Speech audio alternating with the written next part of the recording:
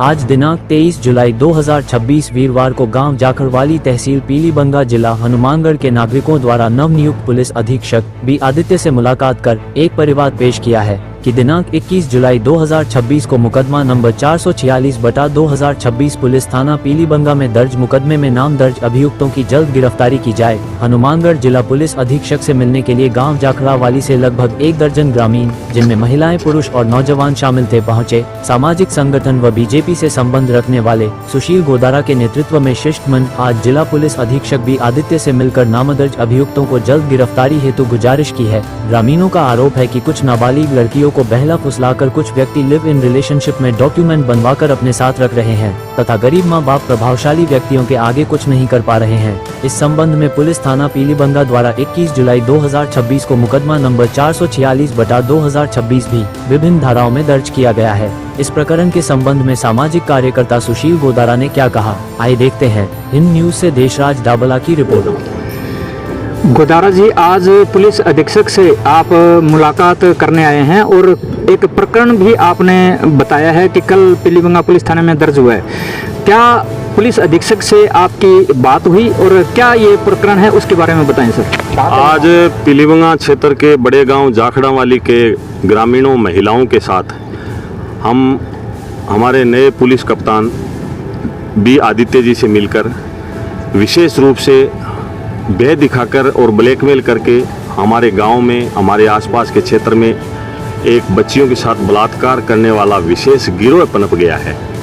उसकी की हुई करतूत छोटी बच्चियों के साथ कैसे बहला फुसला कर उसने रेप किए हैं, कैसे वो गिरोह कम से कम मेरे गांव के 6-7 प्रकरणों में बच्चियों को अपने कब्जे में रखा है, तो उसके संबंध में पीलीबंगा थाने में गैंग रेप का मुकदमा नंबर 446/2026 पुलिस थाना पीलीबंगा में दर्ज हुआ है, जिसकी तफ्तीश DYSP रावत सर द्वारा की जा रही है। उस प्रकरण में और जिन छोटी बच्चियों के साथ रेप हुआ लेकिन गरीबी के कारण, कानून की कम जानकारी की वजह से और भय में अपने छोटी बच्चियों का भविष्य बर्बाद नहीं हो जाए, वो लोग जो मुकदमा दर्ज नहीं करा सके, वो सब लोग आके पूरी घटनाक्रम और घिनौनी हरकतों से पुलिस अधीक्षक साहब को बताया है। एक युवा IPS पुलिस अधिकारी ने पूरी बात को गंभीरता से सुना है और तुरंत एक्शन लेने के लिए हमारे सामने ही नीचे अधिकारियों को निर्देश दे दिया है। हम नए कप्तान से आशा करते हैं कि वो मजबूती से कार्रवाई करके ऐसे घिनौने बलात्कार जैसे अपराध करने वालों को पूरा कठोर दंड मिले, जिससे एक समाज में नज़ीर पेश हो कि अपराधियों पे भय और पीड़ित परिवारों को न्याय राजस्थान पुलिस का जो ध्येय वाक्य है वो चरितार्थ होगा। मैं आपके माध्यम से बताना चाहता हूँ कि आजकल हर गांव में ऐसी घटना हो रही है जो लिव इन रिलेशनशिप के कानून का दुरुपयोग करके छोटी छोटी बच्चियों को, गांव के नवविवाहित बच्चों जिनके छोटे छोटे बच्चे, उन महिलाओं को बरगला कर प्रभाव का इस्तेमाल करके, धन का इस्तेमाल करके ले जाते हैं और फिर वापस लिव इन रिलेशनशिप के बहाने से गाँव में ही रखते हैं। जिन पीड़ित परिवारों के घरों के सामने वो सरेआम रह रहे हैं, लेकिन कानून के हाथ बंधे होने के कारण वो इसका दुरुपयोग करते हैं। ये एक बच्ची उनके चंगुल से छूट के आ गई, जिसने सारी सामूहिक बलात्कार जयपुर के बड़े होटलों में कैसे देश शोषण करवाया, वो सारी बात से उसने अवगत करवाया है। उसके बयान आदि जो भी प्रक्रिया है वो पूरी हुई है, लेकिन उसमें कठोर से कठोरतम कार्रवाई हो और जिन लोगों ने, पीड़ितों ने मुकदमा दर्ज नहीं करवा पाए, उनकी भी इस फाइल में शामिल करके एक ऐसा नज़ीर पेश करे कि जिससे समाज में एक जीवन अच्छा जी सके और सभी गांवों में संदेश जाए और ये बच्चियों के भगाने की, नाबालिग बच्चियों देश शोषण की प्रवृत्ति है, उस पर कठोरता से अंकुश लगे। जो अभियुक्तगण हैं, क्या पूर्व में भी किसी प्रकार का उनका प्रकरण दर्ज है किसी थाने में? अभियुक्तों पे पुलिस रिकॉर्ड तो ऑफिशियल बात पुलिस बताएगी, लेकिन वो तस्करी जैसे बड़े अवैध धंधों में पूरे लिप्त हैं और उसी अवैध धंधों से करोड़ों रुपए कमाकर वो अब इन बच्चियों का अपने धन और प्रभाव का इस्तेमाल करके वो ये कार्य में लगे हैं। उनके अवैध कारनामे जग जाहिर हैं।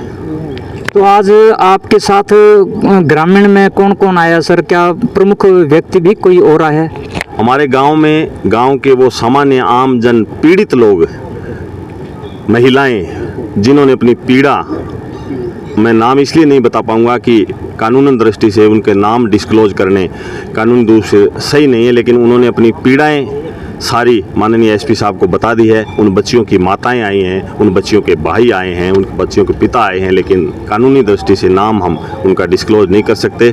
माननीय पुलिस अधीक्षक महोदय को पूरी घटना से अवगत करवाया है।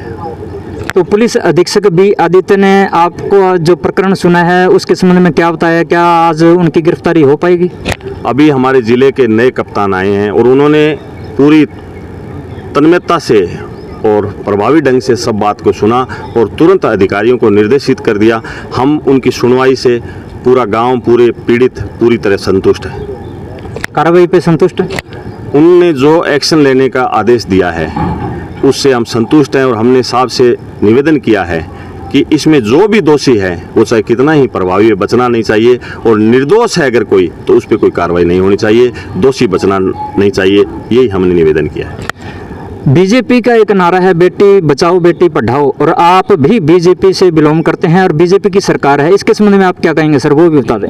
हालांकि इसमें राजनीतिक पुट में देना नहीं चाहता, ये बीजेपी कांग्रेस की बात नहीं है, हमारे समाज की न्याय की बात है, हमारे समाज की साझी बात है। इसमें कोई पार्टीबाजी की बात नहीं है। चाहे कोई आदमी है जिसमें मानवता है, जो इस समाज में रहता है, वो न्याय की बात है। और हमारी सरकार निश्चित रूप से महिलाओं की सुरक्षा, बेटियों की सुरक्षा के लिए भजनलाल सरकार कटिबद्ध है, प्रतिबद्ध है। उसी के अनुसार माननीय एसपी साहब इसमें न्याय दिलाएंगे, हमें पूरा भरोसा है। धन्यवाद सर। Thank you sir.